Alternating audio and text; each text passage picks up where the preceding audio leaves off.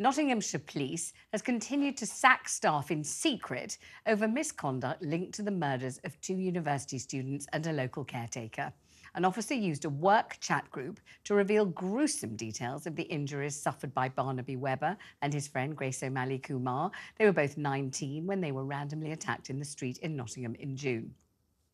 Valdo Calocane, who has paranoid schizophrenia, lay in wait in the dark for the students. He also killed 65-year-old Ian Coates. Joining me in the studio now to discuss this is former Met Detective Peter Bleksley.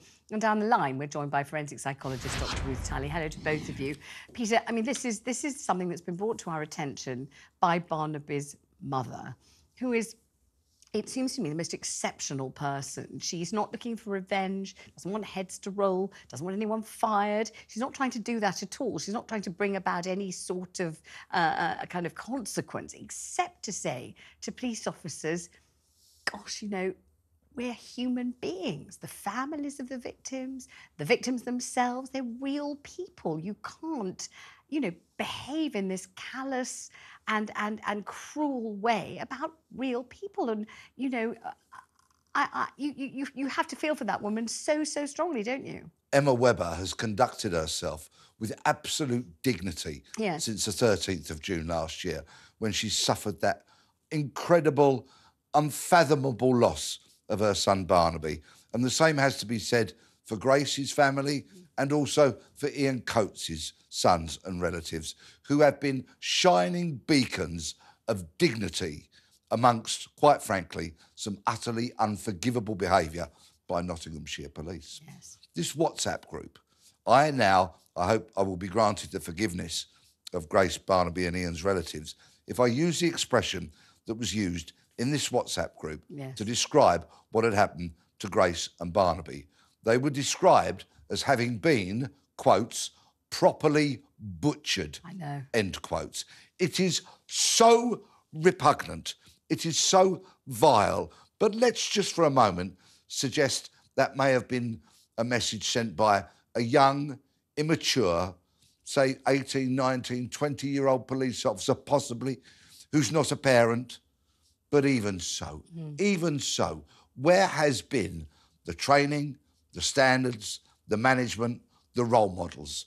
Clearly, they have been wildly absent, and it is an utter stain, another one, to be added to Nottinghamshire Police. Yes, but I've spoken, I'm sure you probably have too, to the mother of Nicole Henry and Beba Smallman, the 2 sisters who were killed, and then photographs of their dead bodies were circulated by police officers, and those officers ended up in prison because of that behaviour, and quite rightly so.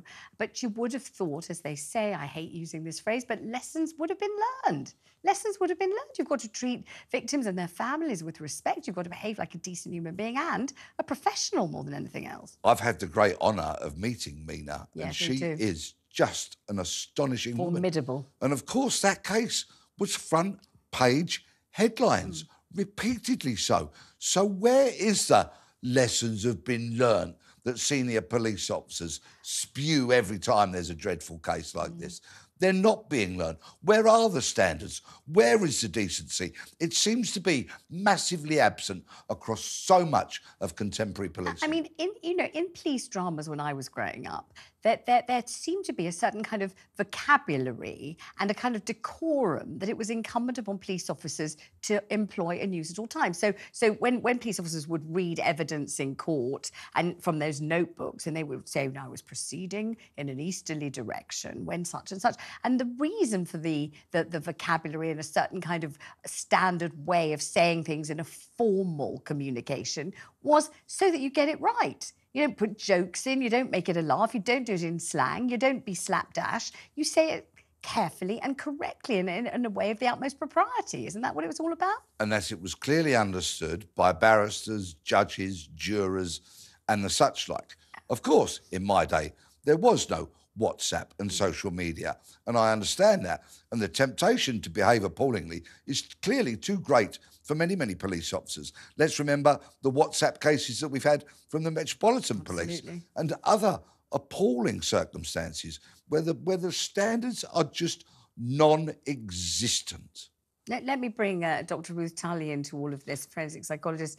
Ruth, Peter Bleksley there used the language used, and he didn't use one of the phrases that the police used, which I apologise for using, but just to illustrate the point was that their innards were hanging out, I think is what they said. Now imagine being Barnaby or Grace's parents or brothers and sisters or friends and hearing that phrase was used by the police. I mean, it's absolutely appalling. I'm wondering whether, as a psychologist, you think it's anything to do with some kind of gallows humour, that police see so many awful things that they become hardened and toughened and inured to what is right and wrong?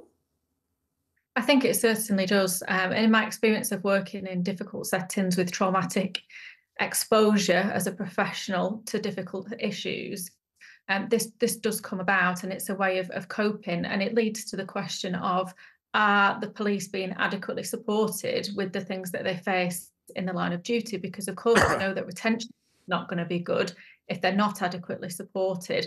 And what we need to think about is, I think that some of this comes from how frequent informal discussion about such cases is, how that's done over social media, WhatsApp, and so on, for example. But I think it perhaps is an example of language used that is utterly disgusting and traumatising for all concerned, even those unrelated to the case, but which somebody is probably trying to communicate the gravity of the situation, the distress that those involved were trying to deal with in that situation, and how ultimately serious and difficult that is to process.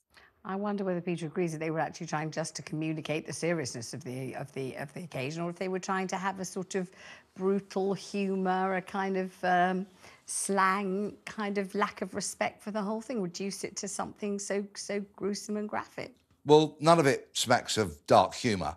And yes, in my days in policing, there was dark humour, but it was usually officers taking the mickey out of one another over something that they may have said or not done properly. For example, they forgot an exhibit, they got told off by the inspector or something like that. So one would take the mickey out of one another. But I really love the point that Dr. Ruth raises when she says this is not necessarily exclusive to the families who are going to be appalled by this. And I think we share that, and I'm sure viewers and listeners and many people are going to say, what is going wrong with our police? Why are we having cases like this time and time again, and other wrongdoing and other atrocities and other police officers being jailed for so many various and appalling crimes? Policing is in crisis. Something desperately needs to be done. Also, why would you want to be a police officer if that's the way you would view somebody who's a victim of a murderer? What would be your impetus to wear the uniform and do that job if you could be so brutal and callous about it? That's a brilliant question, because it cuts to the very heart and soul of anybody who could even begin to think about writing that. But I refer back again to this question about where is the training, the standards, the supervision, the management, the wise old heads. So many of the wise old heads headed for the back door as they were getting the new recruits in through the front door because of pay and conditions and all that kind of stuff as they deteriorated. And I think there is a huge lack of experience. But that does not account for or excuse in any way, shape or form this quite frankly appalling lack of common decency, respect for the dead and standards. Absolutely right. Dr. Ruth Tully, you talked about support. How are the police being supported? What kind of support do you have in mind? Who would be providing that support? What shape or form would it take? Well, let's think about the trauma that police experience in their day-to-day roles, whether it's being faced with something so serious as in this terrible case, or constant lower level trauma, being assaulted and so on. All of these things have a lasting psychological impact, particularly if support isn't provided. So it's psychological support, the support of psychologists, other therapists or mental health professionals, that was often overlooked many years ago, but which there are many, many people, former police officers, who still suffer with experiences that they had when on duty and perhaps weren't adequately supported. So it is about psychological support. It is about providing that in an appropriately timely manner, such that it's there when people need it, and that will help with staff retention. I mean, none of this excuses that discussion and the impact of that on everybody, in the world who hears about that, but especially the family. But it does tell us that people are communicating distressing things in an informal way, in an offensive way, and it makes me wonder, is that their way of coping with it? So psychological support is absolutely needed where people have experienced trauma, whether or not that's in the line of duty. Police are human beings, they're affected by those experiences also. And like I've said, that does not at all excuse that discussion, but it does highlight that need for ongoing support where that's required. What is the story about support, Peter, of that kind? If police do see something absolutely appalling, is there help? Is there sort of psychological support? Yeah, psychological support has come on considerably in the last couple of decades when I suffered from a dearth on it, when I was having a mental health breakdown. But one group or one area where support can come from that Dr Ruth didn't mention is, of course, peers. There is no or very little esprit de corps within policing now. Why is that? Well, I think largely because officers are being encouraged, in certain circumstances rightfully so, to speak up about wrongdoing. And that is, of course, a positive kind of move and a step in the right direction. But I think what that's done now is broken down the level of trust. People in ranks of sergeant and inspector have very little service these days, many of them. They're not experienced officers who have finally gone for promotion and bring with them a decade or more experience to policing, and they know how to steer the youngsters into the right direction and the right pathway. So I think a lack of esprit de corps, a frowning upon officers going for a drink at the end of their shift, which of course was commonplace back in my day, and an encouragement of people perhaps not to trust their fellow colleague. And Dr Ruth Tully, I think one of the things that seems to have occurred recently, as we see it happening all over the place, is a kind of blurring of formal professional language and the kind of language you might use with your friends or you know, at home with your family. You know, we used to be able to slip from one mode to another. We used to know that if you're answering the phone as a receptionist in a doctor's surgery, you speak in a certain kind of way. If you're having a drink with your friends in the evening, you will speak in another, more relaxed, totally different way, employing different language. You might start swearing, you'd be a different person, and we could do that thing. Now there seems to be a kind of blurring altogether of what's appropriate for work, formal, professional language, which is respectable, which, you know, adheres to a certain code, and normal language which you might use outside. And it's as if it's not known, it's not pointed out. You don't speak here the way you would speak at home. This is a different place. This is your professional environment. I certainly think that's an issue, but what I was curious about in this case was the informal setting in which this conversation has taken place. So why are people communicating that outside of their formal discussions with colleagues and so on? Is it a coping strategy? That informal communication that's not appropriate then takes on the less formal style, using words, language that is offensive and inappropriate and so on. So I think it's a mixture of those things. And perhaps that is a training need, but that also does come down to people in these roles keeping at the forefront of the mind that any communication about a case of any kind, A, should only be done where that is appropriate in terms of information sharing, and B, should only be done in the most professional of manners. Absolutely. I mean, do you think this needs to be pointed out? Maybe it is kind of past training by, or maybe training haven't realised how important it is to point this out. Oh, it absolutely and clearly does need pointing out. But I've said for a long time that the essence of police training, if it were built around one core fundamental, it would make everything else slot into place so much easily.